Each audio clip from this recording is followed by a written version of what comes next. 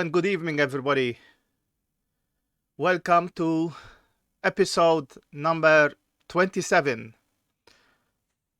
of the Amiga assembly programming series based on the book of Fabio Ciucci, which I have to start by thanking him for letting me stream his book. Let's start from where we left. Remember, we are creating startup file for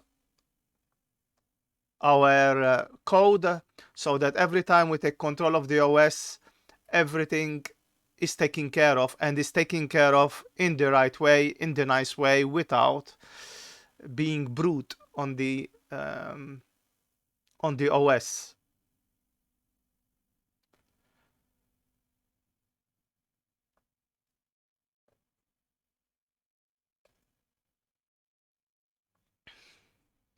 So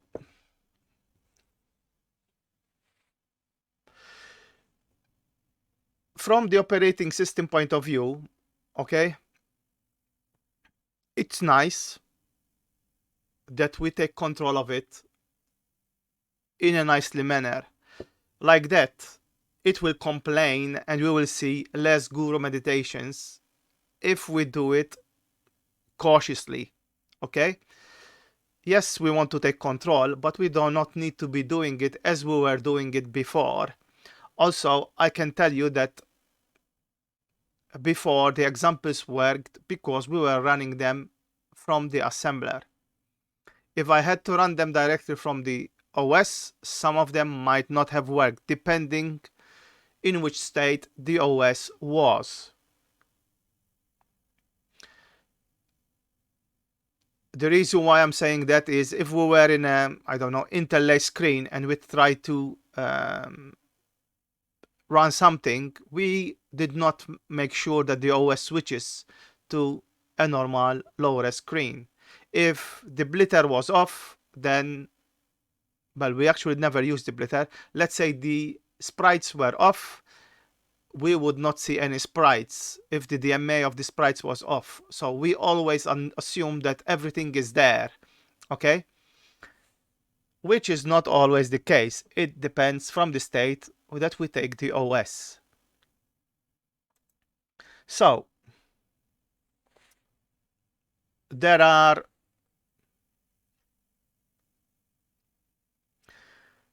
what is called for, let's say, important, not important, for registers that we need to deal with. Today we'll cover just one, okay, which is DMA con, which is this one. If we learn how to know and we will not finish it, okay, if we learn how to manipulate DMA con, we will learn the others. So there is DMA con, interrupt enable, disk controller, and interrupt requests, okay. These are all related to DMAs, as you remember. For now, we have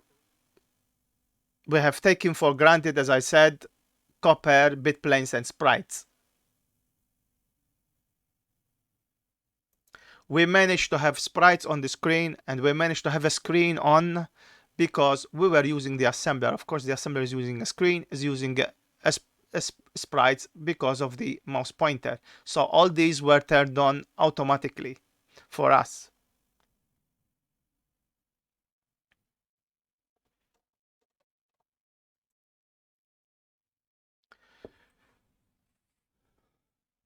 We will deal with the copper and all the rest by saving everything as before. Okay, so we will going to go into deeper ways of how to save things for when we take the control of the OS. For now, let's concentrate on DMA, which is direct memory access, and we will cover all the aspects of DMA. What are the things that use DMA? Okay. We are going to talk about a subject which is very complex for the Amiga. Okay. It's not like the Commodore 64. I always like to compare things with the 8-bit version, let's put it this way, of the Commodore, which is the Commodore 64. The Commodore had the memory for itself, and the CPU did not need to race for things. Okay, there was the VIC, but they were not racing against each other. Okay, although I have to say, one worked at one cycle, the other one worked at the other cycle, same as the Amiga in a way, but it was not as complex as the Amiga has. We are going to talk about how the CPU or the DMAs, okay, when I say DMAs, I'm talking about blitter, copper, sprites, disk, whatever. They are all DMAs in the end, okay? So it's one word that I'm using to represent them all. When we were using these, we did not realize, okay, what is happening inside the Amiga. Okay, there are two types of memory, as you know. Some will argue three, but I will just distinguish between fast and chip mem. Slow mem is like fast mem. There's no difference in terms of programs of how they see it. When it comes to chip mem, the CPU is fighting for time to get access to the memory. I mean, talking about chip mem, okay? Same as the other components, same like copper and blitter, okay? And this is why programs that are in fast mem use fast mem. The CPU is at ease there and can work without any issues, but when the program is in chip mem, it is an issue.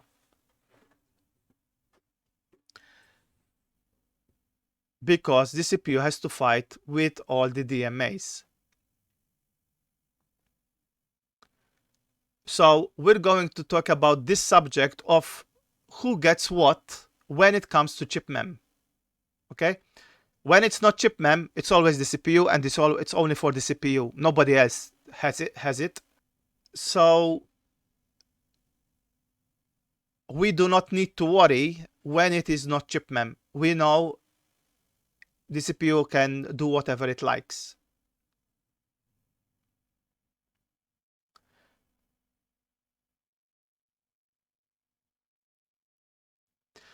So when it comes to accessing memory, okay, and I'm talking about chip mem, okay, the CPU is trying to access memory. The copper is also trying to access memory and uses quite a bit of cycles. The blitter, if enabled, is also trying to access memory, okay? Sound is also trying to access memory. Disk is also trying to access memory, etc. So it's one after the other, all fighting for chip mem. So that's why chip mem is valuable for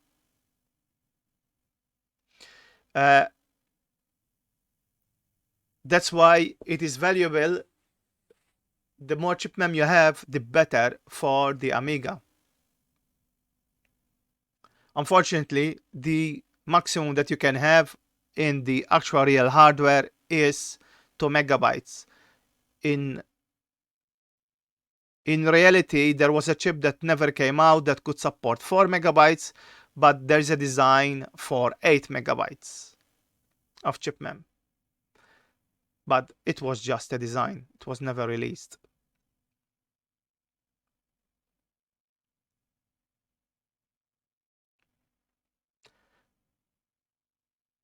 So, to have all these things trying to access memory, okay, you need some type of trafficking system. You need some type of traffic controller, let's say that. So the engineers of the Amiga put a traffic controller, okay, called DMA con, which is in Agnes, and it's also like a small DMA if you want to consider it like that, which controls the other DMAs. It's just a traffic light system which says, okay, now you can do this. Now it's your turn to access the memory. Now it's your turn, and it just directs who gets access to what.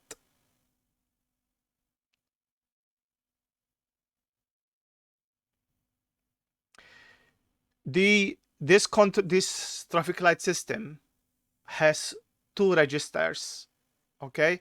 One is for writing and one is for reading. When we read, we are just getting information of what is enabled. When we are writing, we are turning things on and off depending to what our needs to be.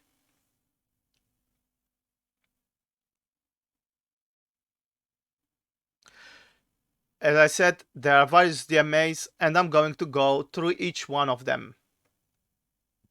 The first one is copper.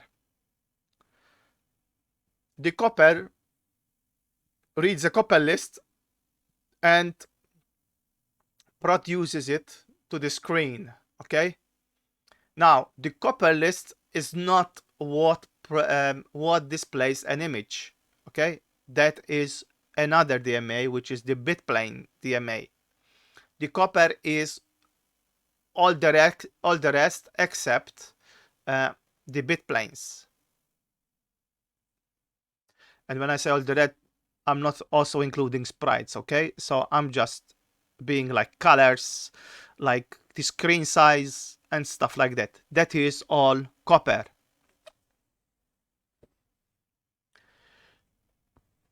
Then just one thing, if we disable the copper list, we see nothing on the screen, okay? No colors, nothing.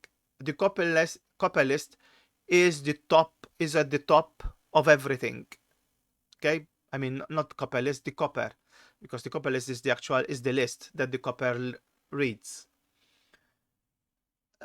So the copper is the most important component, let's say, of the Amiga, and without it, it does nothing.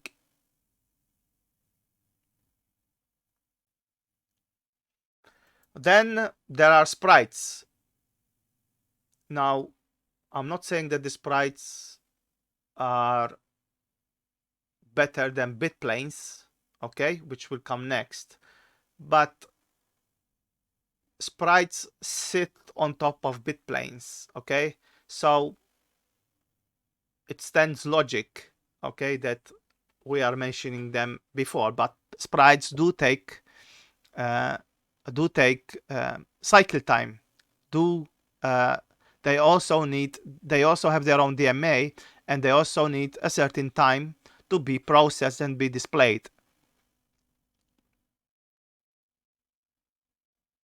We have already seen the function of sprites and how they get copied to the screen, okay?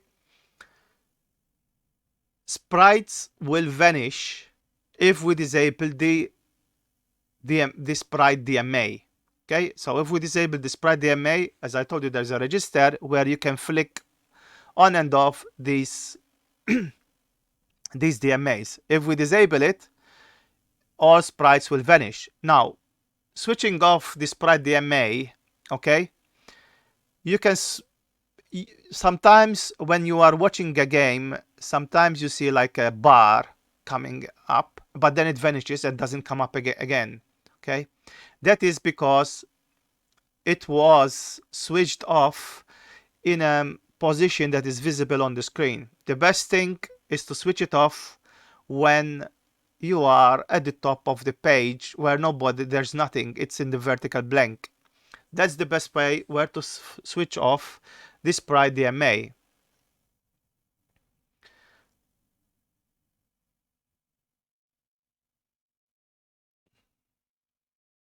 Like that, let's say, bar will not be visible. Okay.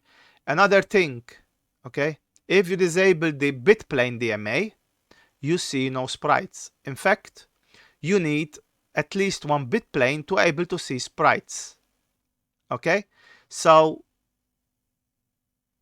although we are covering sprites and bit plane third, it doesn't mean that there is some priority between them. The only thing that I'm saying is that copper is the most important because it does all the others depend on it. Without it, nothing is displayed. Nothing happens. So we jump to the bitplane DMA. As you know, the bitplane DMA is what displays our images to the screen, and we can have more than one bitplane, etc. Okay? The bitplane DMA, if we disable it, this will make the screen vanish. If we disable the bitplane DMA, as I said, the sprites will vanish too. And what will remain is the copper, and the copper is just colors. Okay, so we'll see the copper bars and nothing else. Remember, when we did chapter 3, we were programming the copper, we had no screens. We were just using copper bars. We did not need to have any bitplane and talk about screen to have any copper bars on the screen.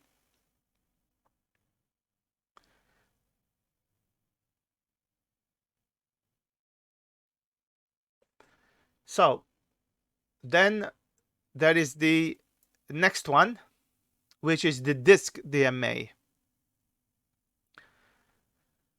This DMA is used for transferring memory to disk and vice versa. Okay, so it's very simple. The disk DMA, I'm not saying it's simple to program, I'm saying it's simple, the function of it, but it's what reads from floppy and puts it to the screen and put it, sorry, to the memory, and from memory to the floppy. So let's continue. So we did the disk DMA. So then we have another 4 DMAs, and these are for sound. Each channel has got its own DMA. Okay.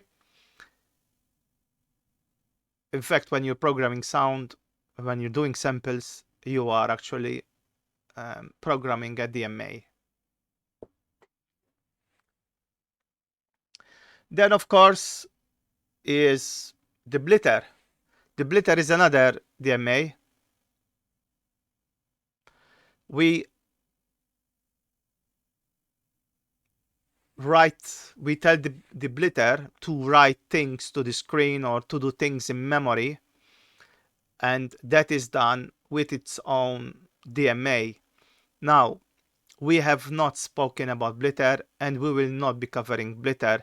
He is covering certain things in this chapter related to blitter settings, but the actual blitter starts in the next chapter, chapter 9. Chapter 9 and 10 are blitter. It's quite a long, they are quite long chapters. I believe there are 100 pages of blitter information. Of course, it's divided into sections, but it's quite a long time. So we will be talking on blitter for quite a long period of time. If you notice, we are in chapter 7, and we are what, page 110, 120, I forgot which page we are. Okay, if the blitter has got another 100 pages, it's basically the same amount of time that I've been talking for all the others. I hope not, but it could be.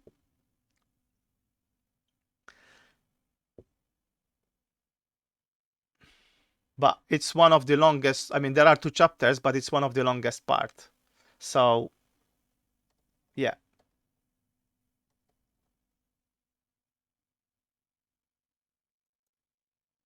So we covered all the DMAs.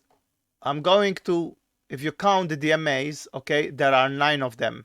Okay, there is a bit more to be fair, but 9 that are important. Okay, so if you count them, 1, 2, 3, okay, 4, and then there is 4 audio, that is 8, and 1 blitter, that is 9.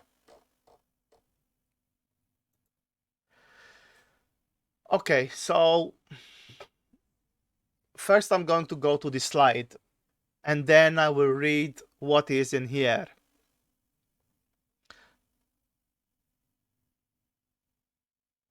So let's get to the whiteboard. And I'm going to be talking and saying numbers based on an NA500 standard, okay? These cycles and timings were all based on an A500.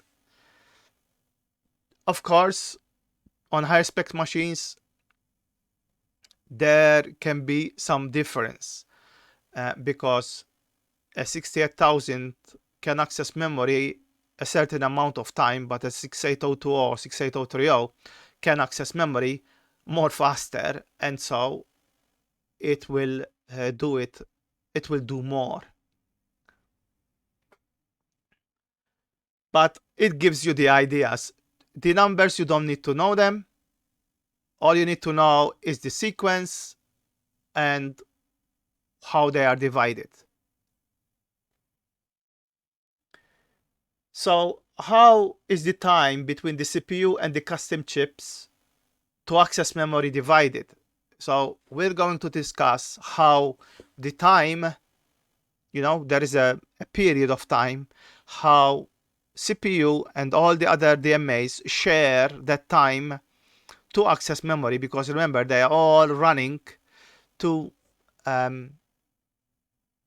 access memory. They are all fighting to access memory. First of all, there are 3 factors that we need to keep in mind, besides the fact that I'm basing everything on NA500 standard Amiga. The first one depends on the screen resolution that we are using and how many bit planes we have. Okay, so that's the first thing, which I will go into detail in a minute. Then it depends what we actually have active. If we have the blitter active, it's one thing. If we don't have it, it's another. So the less things we have active, the better. Okay, so if we have the copper, the blitter, the sprites, they are all active, then they are all stealing, all fighting for memory. So the less we have, the better. I said 3 things, but actually it's 2 things. So this is how timing is measured.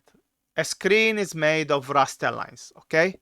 We have a certain amount of raster lines from top to bottom. And the time for each one of them, of all the DMAs and the CPU to access memory, is given per raster line at a certain position. Let's say that. Okay, actually it depends, but let's say it is at a certain position. We can read which raster line we are at by using DFF006. Okay,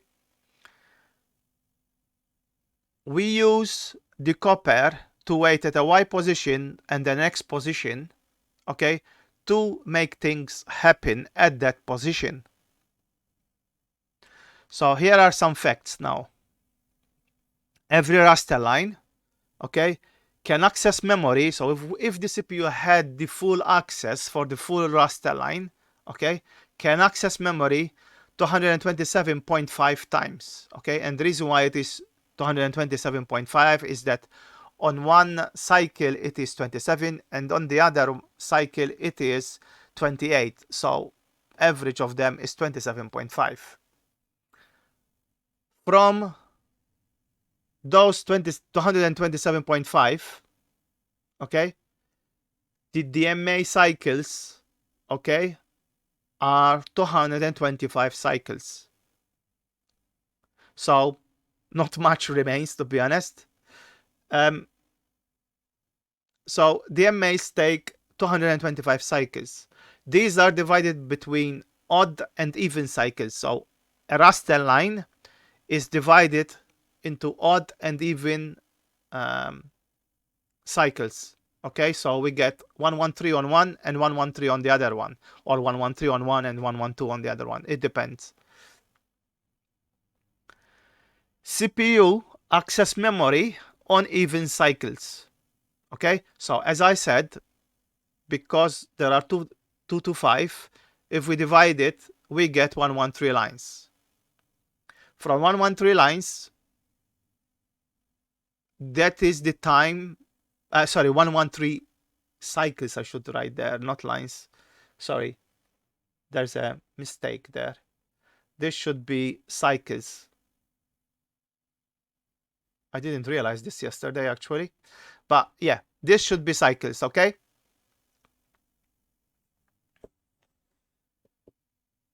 So we have 113 cycles when the CPU can access memory, okay?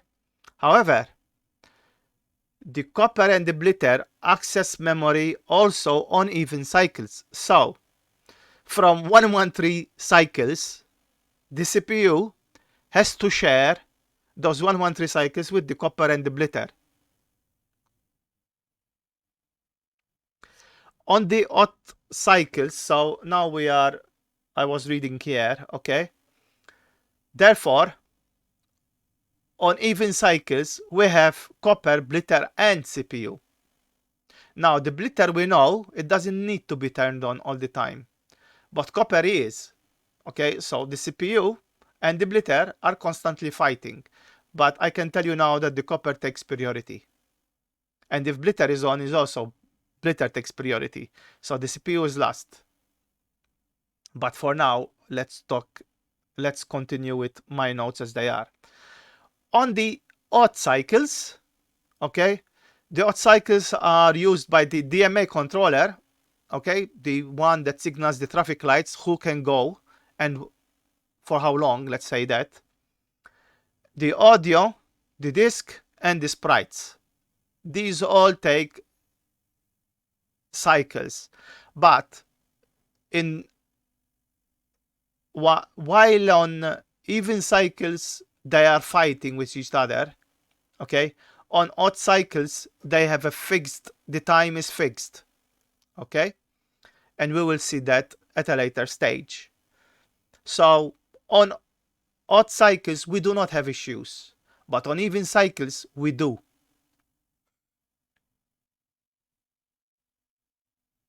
So let's go back to the notes, to the book.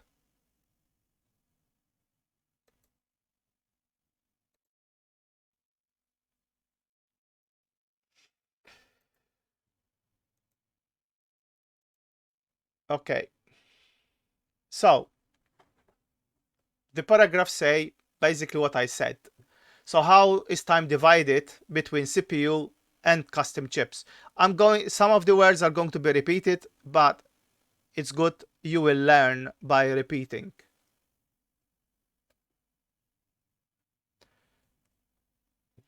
As I said, this depends on the screen resolution, and what else we have active. When I say else, it means what other DMAs we have active.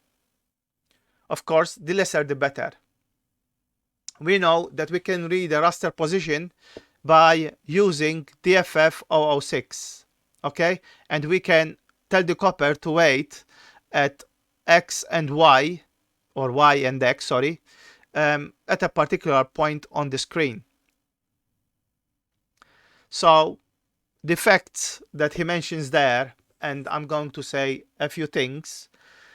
So he mentions that there is 227.5. Because it's European, there's a comma, okay? I was caught with this, okay? In Malta or in UK, we use the dot instead of the comma, okay? So for me, that confused me, okay? But in Europe, they use comma. So That's why initially I thought it was 2220 2275, but actually if you think about it, it cannot be, no? A 68,000 that can access memory that much. So it is 227.5, okay? So that's the first thing that you need to note. Of this 227.5, the DMA utilizes 225, okay? Which I covered. For your info, I didn't mention this. To access memory, to read from memory or access it, it takes 0 point, remember that's a point or a comma, depending where you are in the world, and that number, which I cannot really say, of a millisecond or second to access memory. And this is based on 320 by 256 PAL at 50 megahertz. Okay, so it is based on that.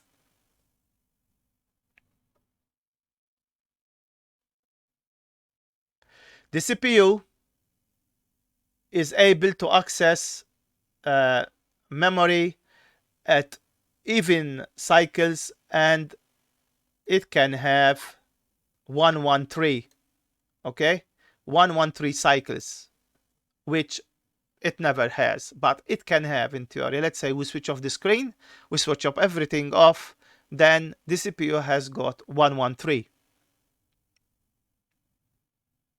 So sometimes it's good to switch everything off to get speed on the CPU when you are trying to access chip mem. We remember we're always talking about accessing chip mem, not fast mem. As I said, the problem is that the blitter and the copper are also trying to access memory on the even cycles, while on the odd cycles we have the audio, the disk, and the sprite. Of course, we also have the DMA controller. So in summary, and I need to go to the second slide or second thing that I did on the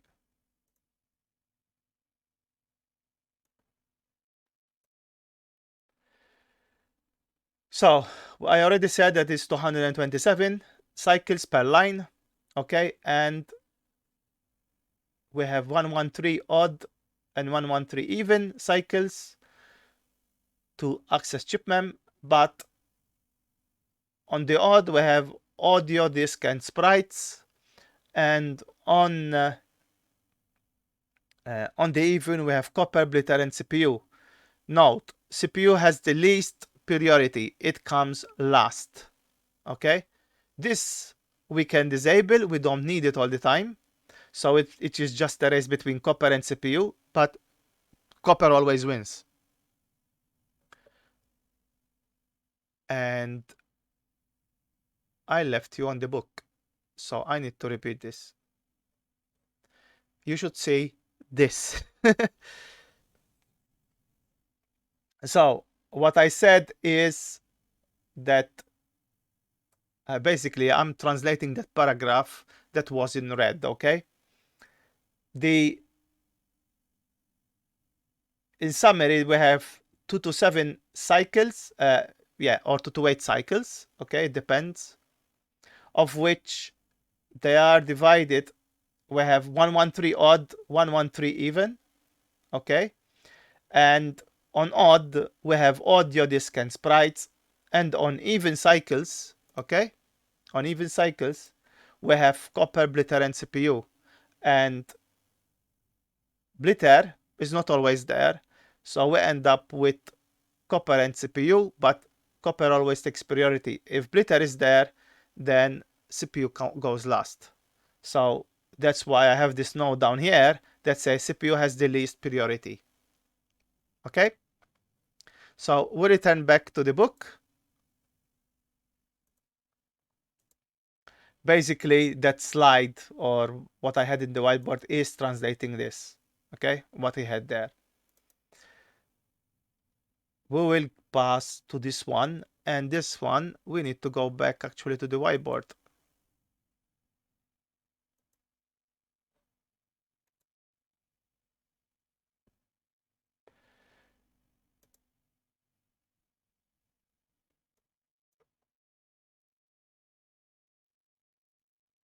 Okay, so by default, blitter is not active, hence CPU gets more cycles. So for now, let's assume the blitter is not there, okay? Here is the priority on even cycles. Copper, blitter, CPU, okay? Blitter, for now, let's assume is not there. But when active, blitter is second, okay? This is why, because CPU has got the least priority, this is why our programs are better off if they run in fast mem. I remember when I got my Amiga, I did not have any fast mem. I had a standard Amiga with 512K of RAM, which means I had 512K of chip mem only. And my programs and all the graphics sit in the same chunk of memory. Okay? The Amiga used to slow down, especially when you do certain things. Okay? Because of what I just said, especially if you are in high-res mode.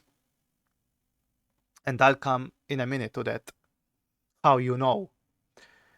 So, having the Amiga, having more memory, and having your program loaded into fast mem gives an extra benefit to the Amiga, because like that, the CPU does not interfere with the custom chips, and both of them can work, you know, in isolation and work doing their jobs without interfering with each other. So there is no race.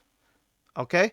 There is not even a race between blitter and copper, because the DMA controller, okay, knows how to divide that accordingly without having to think about the CPU.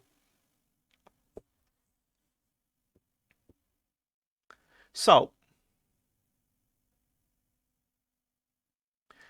when I got the fast mem, okay, when I expanded the Amiga to 1 megabyte with another, I saw a huge difference, and I think everybody saw that. But it was an important add-on, a good add-on to add to the Amiga.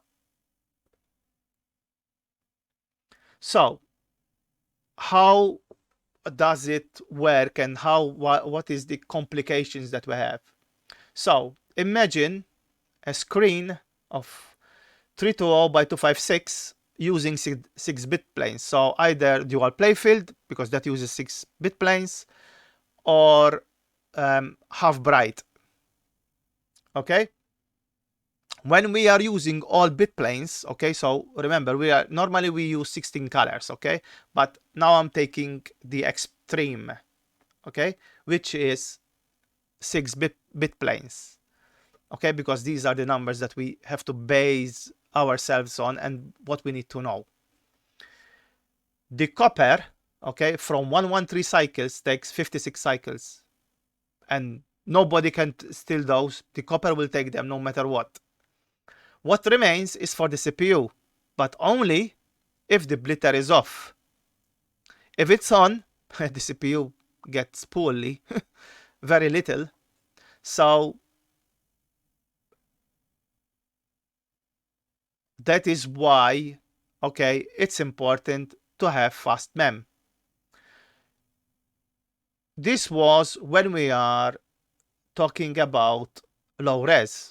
So if we had high res, okay, 640 by 256, 4-bit planes, okay, the copper takes practically all cycles, okay. The CPU gets little, but if we have blitter on, then the CPU gets nothing. And this is when I used to see the Amiga slow down drastically before I got the 1 megabyte of chip of fast mem, because actually Workbench couldn't handle it properly. If you use interlay 640 by 512 instead of 256, it even suffered even more. So it was very difficult to have, you know, 4-bit planes, okay, in high res. So this explains why what we need to know and what we need to think of when we are doing things on the screen. Okay, what is happening, what memory we have, who is active right now, and all that stuff, and we need to control it in a good way. I mean, yes, there is the DMA controller that controls it, but we need to tell it also. Okay, so it's quite an important part. I mean, you do not need to know the numbers, it's just you need to know the priority and where they work. Now, this was based on an Amiga 500 standard 512K RAM, and we spoke about the even cycles.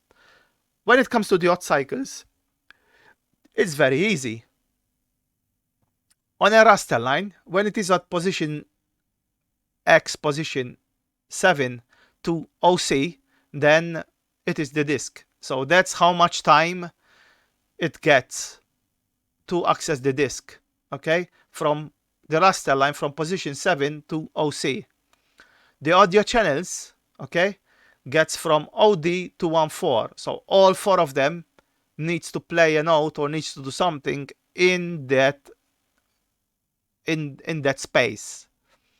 This sprites gets between 15 and 34, okay, and that is 8 sprites. From 34 to E0 is the bit planes. The timings here do not really affect us. These are fixed and we will not have issues with this, okay? The Amiga doesn't suffer here. The Amiga suffers only on the even bit planes. There is no more space on the odd cycles, as you notice. So no, we cannot move them to the odd cycles. A note, if you have a CPU that is 6802 or higher, so the A1200, code in FastMem executes a lot faster. Okay, it's not like the 68000. I mean, it's also faster for the 68000, but on these CPUs, it's quite fast. Okay, so clearing the screen, for example, using the CPU instead of the blitter becomes faster. Okay, not with a 68020, but with a 68030, it is faster. So these are all things that you can keep in mind depending what you are trying to do. So let's go back to the book.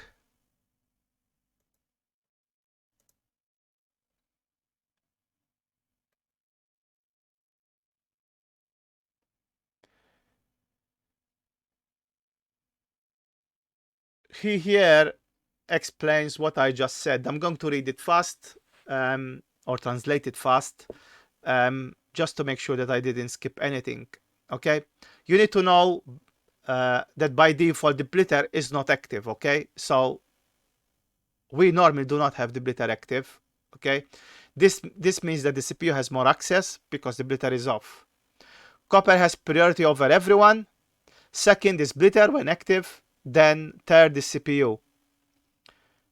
That is why CPU to access memory, it is better to be in fast mem and not in chip mem. Okay. The problem complicates itself even more depending how many bit planes we have. As I said, if you recall, I gave the example of 6-bit planes, but normally Amiga games use 4, 16 colors. So because we are using 4-bit planes and not 6-bit planes, there are more cycles to the CPU. It's one of the reasons when games written in 32 5-bit planes using 32-bit, 32, not 32-bit, 32 colors on screen are rare. It's because there's much more less time for CPU.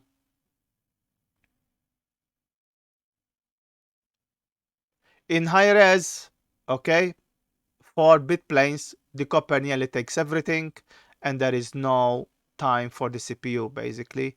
And if blitter is enabled, it's even worse. On odd cycles, there isn't the issue, and they are fixed. And he now creates a table. Okay, these two tables you can see here. This is talking about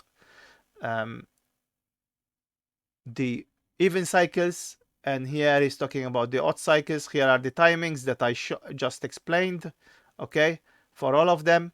And here is the info in short of what I just said when it comes to in fact, look, he's mentioning the screen with 4-bit planes and the 113 cycles for low res, and then if you have a 6802 CPU. So this is all basically translation of what I did.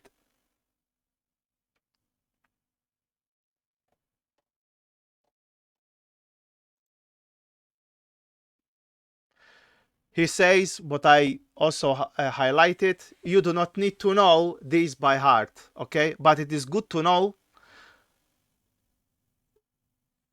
them basically, what is for example like priority and stuff like, and what is on the even and what is on the odd cycles, etc. You need to learn also to make a difference between high res and low res, and maybe you need to juggle a bit in between, and I'm going to talk about it in a minute, what he means by juggling, okay?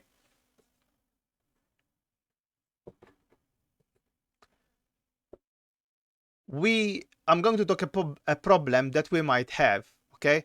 Let's say we have this screen divided in two, okay? Here we have a screen that is displaying a high-res image at 16 colors. He's saying it here actually. I mean, everybody can see 16 color high-res. Everybody can understand that. Then at half of the screen we have another low-res screen, okay, which we are trying to do some 3D animation, okay, some, I don't know, cube rotating. This screen is made of 3-bit planes, okay, but for some reason, okay, we do not have enough time. And how we can solve this issue, okay, so we gain more time. There are some tricks basically.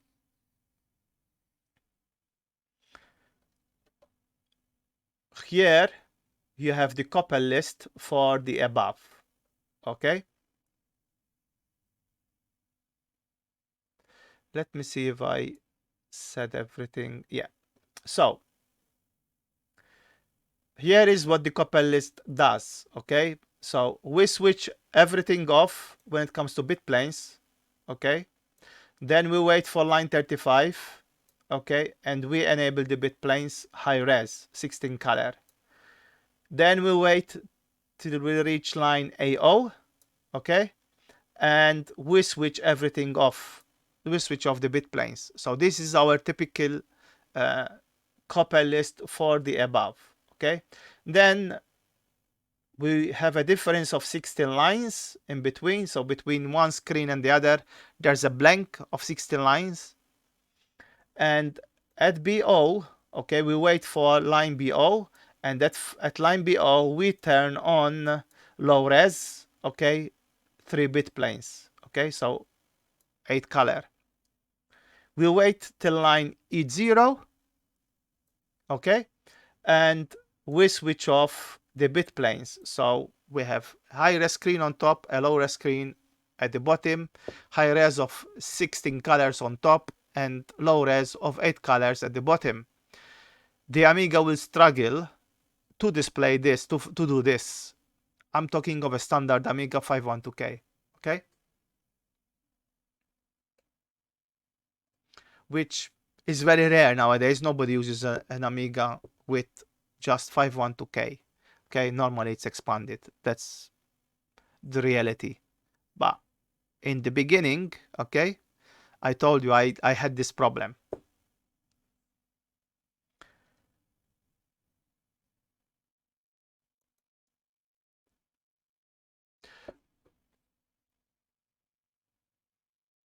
So you remember that we can control the screen where it starts and where it ends, okay? And basically we manipulate this so that we can gain time. Here you are seeing that a note of one note that I forgot to say is that when we are changing from one bit plane to another, we switch everything off, okay, and then we switch on what we need. You don't change from 3-bit plane to or high res to low res without switching the bit plane, okay. You need to switch in register 100, you need to switch everything off. As you see, he's doing it here 3 times. Every time we finish, we switch everything off, okay. It's 3 times shown. When we start, we have everything off, then we display what we need, then we switch it off, then we switch it on, and then we switch it off. You always need to do this, okay?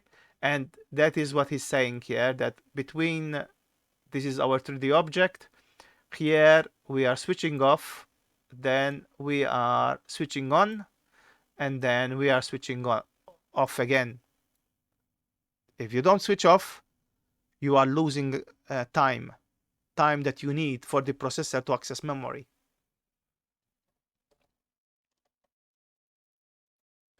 So here is how we solve the issue. You remember the famous registers display window start and display window stop, okay? If our object is in the middle of the screen, we do not need the screen to be 320 pixels wide, okay? We can just make it shorter, okay, from both sides, okay? And like that we get more CPU time because the image is just in the middle of the screen. It won't be 320 pixels. So what he does here, okay, we start with the full screen, okay, to C81 to CC1. This is when we have the high-res screen. But then when we come to the low-res screen, we change our window. Our display window becomes 2C91 and 2CB1. So we took 16 pixels from each side. Those 16 pixels is time gained for the CPU because everything is switched off, okay? Remember, if nothing is being drawn on the screen, there's no DMA for anybody except CPU time. So those 16 raster line, sorry, not raster line, those 16 pixels, okay, on each side, so 32 pixels in total, is the time we gained. I don't know how many odd or even cycles we have there, but it's the time we gained so that the CPU have more time. And that could make a difference, okay?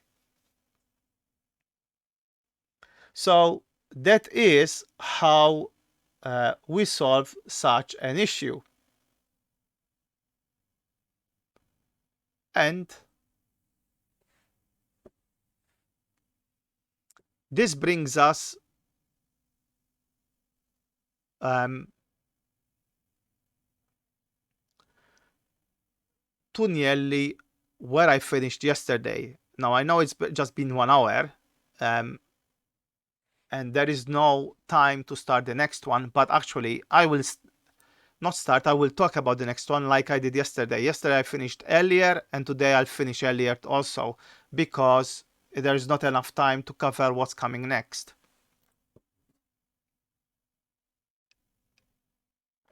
However, I'm going to talk about it because it's quite an important part. Okay, so far, okay, we've mentioned the DMAs, okay, and we've mentioned, okay, the types of DMAs and how they are being how they are being how they are racing each other, okay, so that they can access memory. And when I say memory, it's chip mem. However, we didn't speak about the controller. I said there's a controller for this, and I did not mention how we can control it. Now, the controller is the nightmare of many people that try to program the Amiga. And I'm going to say why they make this mistake. So let me jump to the browser. Okay.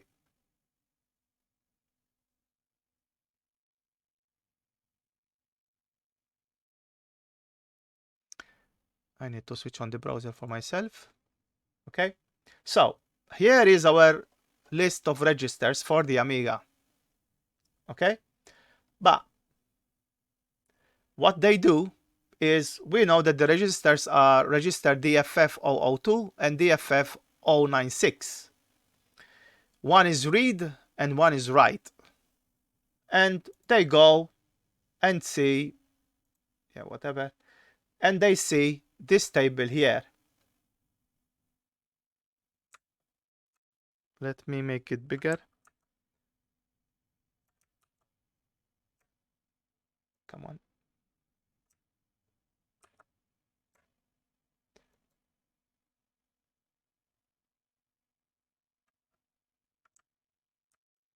Yeah, so you see it better.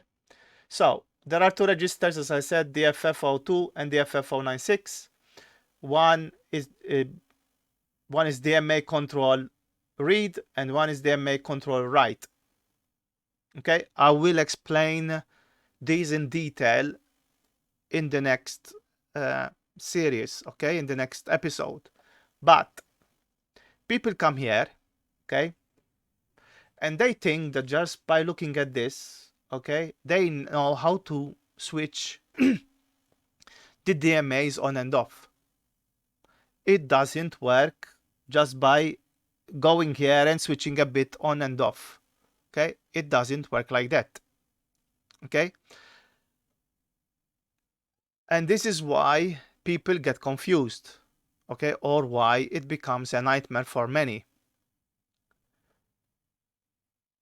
Now, the way it works, imagine a distribution box, electrical distribution box that we all have in our houses, okay? There is one which is called the master switch. If you switch that off, everything is off. And if you switch that on, it doesn't mean that everything comes on, but you can start switching other things on. So that's the first thing. Then, in a distribution box, okay, besides the master switch, we have other things which are isolators, let's say that, or other master switches, but smaller, which group things together, okay? And this register has those type of switches. So, if say on the distribution box, you have the master switch on, and then you have another master switch for all the things in the kitchen. Let's say the fridge has got its own switch, the oven has got its own switch, the cooker has got its own switch, and all the other stuff. These are grouped under another master switch. Okay, so we have levels of master switching. It's the same thing with this register. Okay, so just by coming here and turning bits on, it's not going to work. you need to do it in a certain fashion. Okay, and that's why people fail in doing this properly.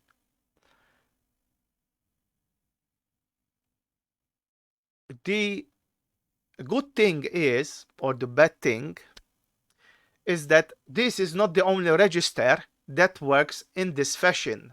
The interrupts work with the same fashion. The interrupt registers work in the same fashion. So, if you learn how to master this one, you will learn how to master the interrupts. In the sense, you know, if you understand the logic behind this register, how it works, then you know that you have also master switches for the interrupts and you need to uh, take care of those. Okay? The interrupts, like this register, okay, has got, there are two, okay? One is read, one is write. Okay? So we need to explain all this, or I need to explain all this, or you need to understand all this, depending how you see it. So the book is going to, I'm going to go back to the book first of all.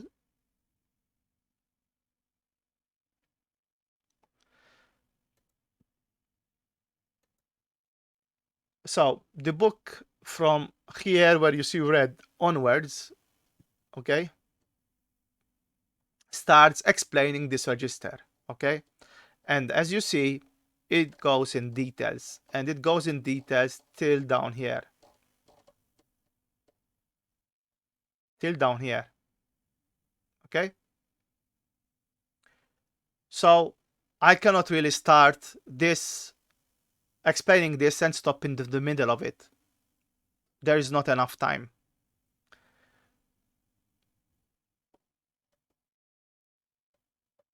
But what you need to also understand is that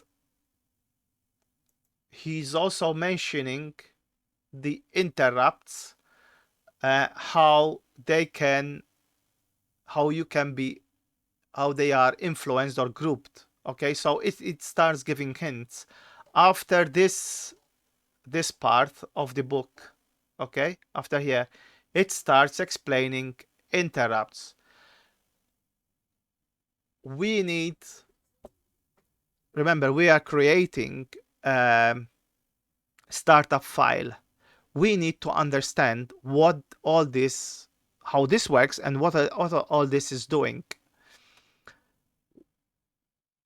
Till now, we just did it in a very, very old, crude way. Okay? So, in a way, we were lucky that things were working, and I told you why, because we were running them from the assembler. If we went on Workbench, if we created an exe file and we work on Workbench and try to execute them from Workbench, sometimes they would not work, depending on what's on the state of what we had, what we have running or we had running before. And then you have to do the usual Alt Control Delete to, sorry, not Alt Control Delete, oh no, the two Amigas and Control, no, to reboot the Amiga.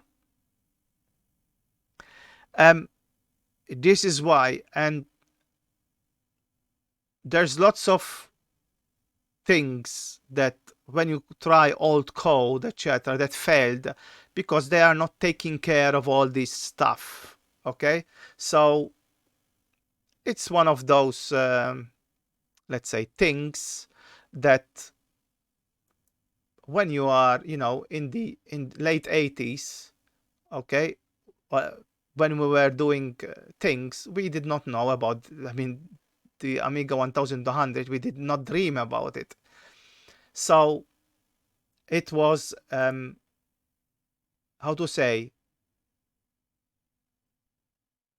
it was we didn't care. We just programmed for the A500. Everybody programmed for the A500. But now we need to take care of all this. So we need to be even a bit more careful. That's why you have some demos that don't work also, or create garbage on the screen and things like that. So we are going to end our stream. So have a good week. Thank you. Bye bye.